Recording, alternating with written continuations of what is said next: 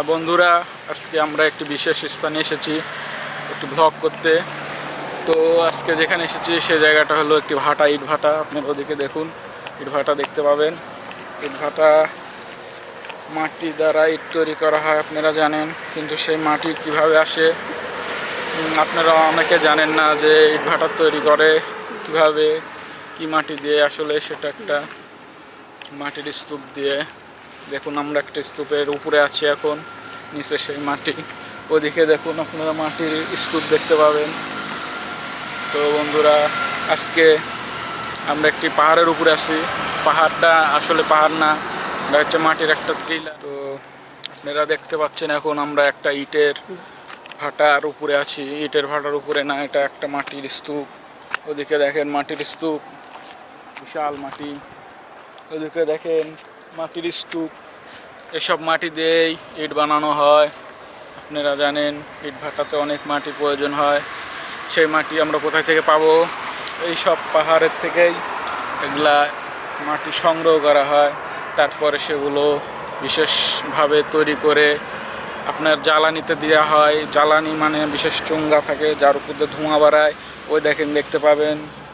হ্যাঁ, এরকমই একটা চোঙ্গা থাকে সব ভাটাতে। ওদিকেও আছে, কিন্তু আমরা দেখাতে পারছি না স্ক্রিনে, হয়তো তাল গাছ আছে তাই। তো আজকে এখানে আসলাম, বাতাস খুব সুন্দর, পরিবেশ, আকাশের রং কত সুন্দর দেখুন আপনারা। গোধূলি, এটাকে বলে গোধূলি। এখন সূর্য অস্ত যাচ্ছে, অস্ত যাওয়ার সময়টাকে বলা হয় গোধূলি। আপনারা অনেকে জানেন না, গোধূলির পরে সন্ধ্যা হয়। এখন সন্ধ্যা না, এখন গোধূলি। তাই আপনারা দেখতে পাচ্ছেন সেই আকাশের রং ওরকম কালার। তো এখানে অনেক ঘুড়ি উঠছে। আপনারা শহরের লোকেরা হয়তো ঘুড়ি উড়াতে পারেন না, কারণ আপনারা যানজটে থাকেন, অনেক তার থাকে, বিল্ডিং থেকে ঘুড়ি উড়ানোর অনেক কষ্ট হয়। কিন্তু আমাদের গ্রামে ঘুড়ি উড়ানো একটা মজার ব্যাপার। এখানে কোনো তার নেই, কোনো ইলেকট্রিক্যাল কারেন্টের তার নেই। এখানে শুধু মাঠ আর মাঠ, ফাঁকা মাঠ।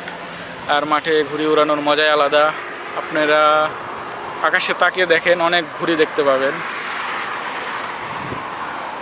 দেখতে পাচ্ছেন কি না জানি না, আমি কতদূর দেখাতে পাচ্ছি, কিন্তু অনেক ঘুড়ি আছে এখানে। তাও 7টা কি 8টার মতো ঘুড়ি উঠছে এখানে। আর এখন আপনাকে দেখাবো মাঠ। এই দেখেন মাঠ, বিশাল মাঠ।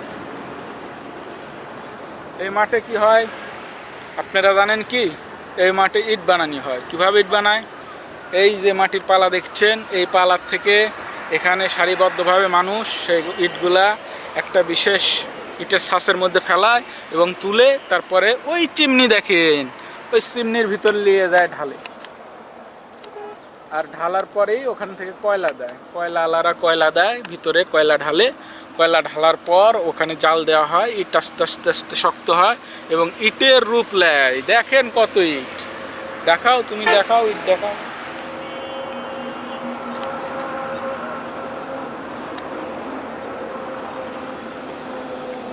তো বন্ধুরা,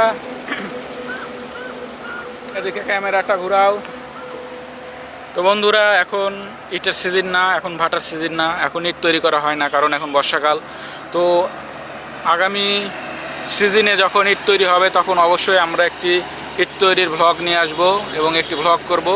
আপাতত আজকে আপনাদেরকে শুধু ইট তৈরির প্রক্রিয়া এবং কোথায় তৈরি হয় এবং ইট ভাটা কীরকম সেটা দেখার জন্য এখানে আসলাম। তো প্রকৃতিটা দেখেন, এটাই হলো ইট ভাটা, কিন্তু এখন এটা স্টপ আছে, কারণ এখন ভাটার সিজন নয়, এখন বর্ষাকাল।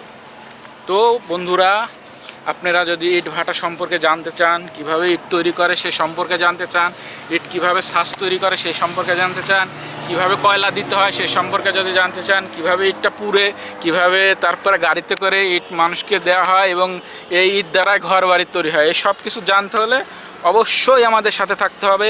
অবশ্যই আমাদের ভ্লগ ফলো করতে হবে এবং আমাদের সাথে থাকতে হবে, আমাদের ভিডিওর সাথে থাকতে হবে।